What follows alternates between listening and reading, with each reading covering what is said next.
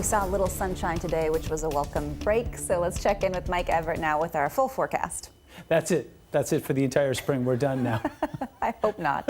No, you know what? Actually, I see a couple of bright spots in the forecast. If you enjoyed last Sunday, you're going to love this coming weekend. And that's all I'm going to say about that for now. Let me show you what's going on out in Westport right now. The camera was turned off towards the west there just a moment ago.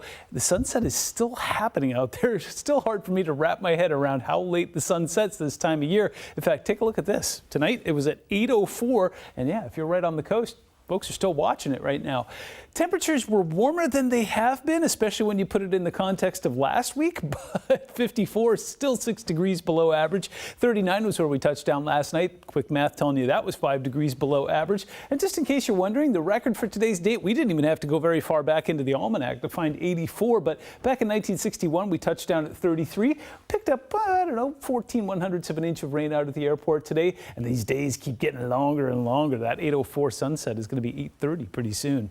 Take a look at the Seattle waterfront. Things looking pretty mellow out there right now, and it was a beautiful sunset tonight. Lots of light out there. Now cooling pretty quickly into the mid-40s there. Wind coming in lightly from the north, about 5 miles an hour. In fact, many of us are cooling very efficiently. Take a look at that. We've already got some upper 30s in Shelton. We've got some upper 40s still in Hoquiam, and up towards Bellingham and Mount Vernon, somewhere in between. Currently holding on to 43s there.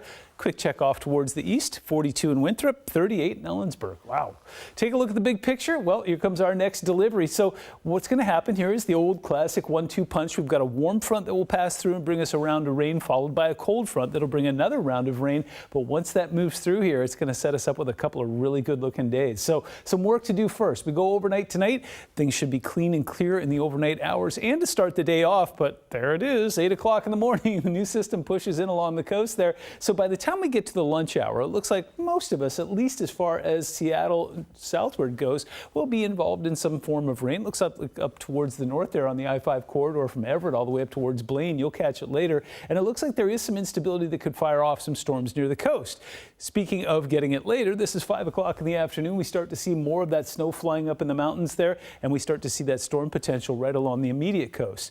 Get towards tomorrow night, things start to clean up. Here comes that cold front. Boom, we do it all over again. And then once that moves out of here, it looks like by the time we get to Friday morning, this is going to be the beginning of what could be a wonderful weekend. Take a look at your 7-day forecast. It's going to be chilly and stormy for the next couple days, but by the time we get to Saturday and Sunday, temps in the 60s and plenty of sunshine.